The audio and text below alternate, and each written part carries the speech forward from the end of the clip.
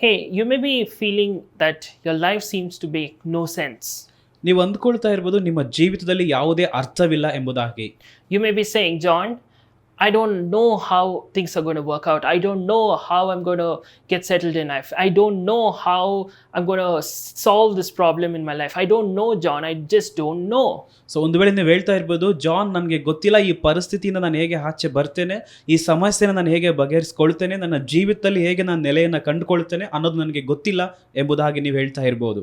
But I want you to understand that you're not trying to make it through life on your own. So ನೋಡಿ, ನೀವು ಇದನ್ನು ಅರ್ಥ ಮಾಡಿಕೊಳ್ಬೇಕು. ನೀವಾಗೆ ನಿಮ್ಮ ಜೀವಿತವನ್ನು ನೀವು ಸರಿ ಮಾಡಿಕೊಳ್ತಾ ಇಲ್ಲ. You're not running your life. You're not the one who started your life or trying to pioneer your life.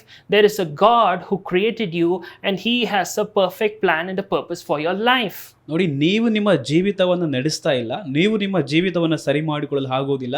ಆದರೆ ನಿಮ್ಮನ್ನು ಉಂಟು ಮಾಡಿದಂಥ ಸೃಷ್ಟಿಕರ್ತನು ನಿಮಗಾಗಿ ಒಂದು ಉದ್ದೇಶವನ್ನು ಹೊಂದಿದ್ದಾನೆ. See, what you can see right now is the final edit of this video sermon. So ನೋಡಿ, ಈ ಒಂದು ನೀವೇನು ನೋಡ್ತಾ ಇದ್ದೀರೋ ಅದು ಈ ಒಂದು ವಿಡಿಯೋದ ಒಂದು ಅಂತಿಮ ಒಂದು ಅಂಶವಾಗಿದೆ. But what you can't see in the video right now, but I will probably showcase that on the side, where you can see the lights, you can see the screen that was used in the recording, you can see the whole studio setup, you can see the microphone, you can see everything that it was pre-planned and orchestrated even before I came here to record the sermon.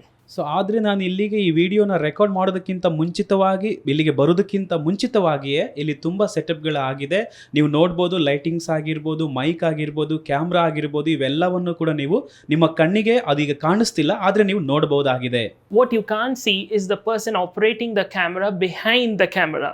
ಆದರೆ ನೀವೇನು ನೋಡ್ಬೋದು ಅಂದರೆ ಆ ವ್ಯಕ್ತಿ ಕ್ಯಾಮ್ರಾದ ಹಿಂದೆ ಇದೆಲ್ಲವನ್ನ record ಮಾಡ್ತಿದ್ದಾನೆ. What you can't see is the person translating my sermon while he is sitting on the side.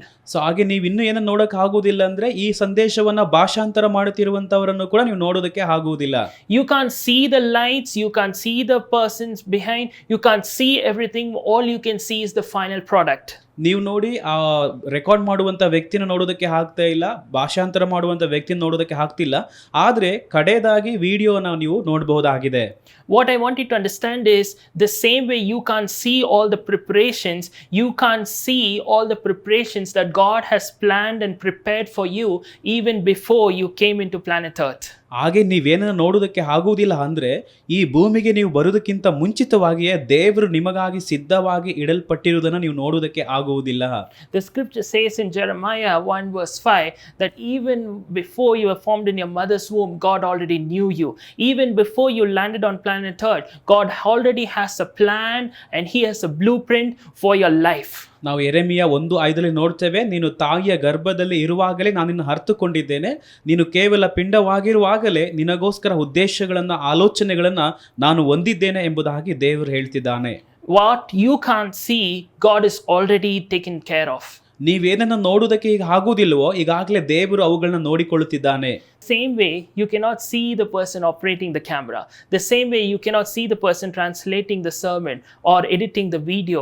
What I want you to understand, sometimes you cannot see what God is doing behind the scenes. It may look like nothing is happening. It may look too plain and simple. But what I want you to understand is that when it's all said and done, you will know that look, God was working behind the scenes. So ನೋಡಿ, ನೀವು ಹೇಗೆ ಕ್ಯಾಮ್ರಾದ ಹಿಂದೆ ಕೆಲಸ ಮಾಡುವಂಥ ವ್ಯಕ್ತಿ, ಹಾಗೆ ಭಾಷಾಂತರ ಮಾಡುವಂಥ ವ್ಯಕ್ತಿ, ಹಾಗೆ ವಿಡಿಯೋ ಎಡಿಟ್ ಮಾಡುವಂಥ ವ್ಯಕ್ತಿಯನ್ನು ನೀವು ನೋಡೋದಿಲ್ವೋ, ಅದೇ ರೀತಿಯಾಗಿ ದೇವರು ನಿಮ್ಮ ಪರದೆಯ ಹಿಂದೆ ಅನೇಕ ಕಾರ್ಯಗಳನ್ನ ನಿಮಗೋಸ್ಕರ ಮಾಡ್ತಾನೆ. ಆದರೆ ಕಡೆಯದಾಗಿ ಎಲ್ಲ ಕಾರ್ಯಗಳು ನೆರವೇರಿದಾಗ ನೀವು ಇದು ದೇವರೇ ಮಾಡಿದ್ದು ಎಂಬುದಾಗಿ ನೀವು ತಿಳಿದುಕೊಳ್ತೀರಿ. The same way you're looking at the final image or the final video and you're saying, wow, look, it looks really good. Even though you can't see what is the work that happened behind the scenes. The same way when God shows up in your life and does the miracle in your life, you will say, wow, look what the Lord has done in my life. So ನೀವು ಕಡೆಯದಾಗಿ ಒಂದು ಫೋಟೋವನ್ನು, ಕಡೆಯದಾಗಿ ಒಂದು ವಿಡಿಯೋನ ನೋಡುವಾಗ ಎಷ್ಟು ಸುಂದರವಾಗಿದೆ ಎಂಬುದಾಗಿ ನೀವು ಹೇಳ್ತೀರಾ, ಆದರೆ ಅದರ ಹಿಂದೆ ಮಾಡಿರುವಂಥ ಎಲ್ಲ ಕಾರ್ಯಗಳು ನಿಮಗೆ ಗೊತ್ತಾಗೋದಿಲ್ಲ. ಅದೇ ರೀತಿಯಾಗಿ ದೇವರು ನಿಮ್ಮ ಜೀವಿತದಲ್ಲಿ ಪ್ರತ್ಯಕ್ಷವಾಗುವಾಗ, ಆತ ನಿಮ್ಮ ಜೀವಿತವನ್ನು ಸುಂದರವಾಗಿ ಮಾಡುವಾಗ ನಿಮಗೆ ಹಾಗೆ ಕಾಣ್ತದೆ. Lord, help us to trust you when things don't make sense. Help us to know that even when we don't realize it, you're working behind the scenes, and know that at the right time we will see the beautiful output that you have in store for us. In Jesus' name, amen. So ದೇವರೇ, ನಾವು ನಮಗೆ ಅರ್ಥವಾಗದಂಥ ವಿಷಯಗಳಲ್ಲಿ ಕೂಡ ನಿನ್ನ ನಂಬುವುದಕ್ಕೆ, ನೀನು ನಮಗಾಗಿ ಪರದೆ ಹಿಂದೆ ಅನೇಕ ಕಾರ್ಯಗಳನ್ನು ನಮಗಾಗಿ ನೀನು ಮಾಡುತ್ತಿದೆ ಎಂಬುದಾಗಿ ನಂಬುವುದಕ್ಕೆ ನಮಗೆ ನೀನು ಸಹಾಯ ಮಾಡು. ಆಮೇನ್.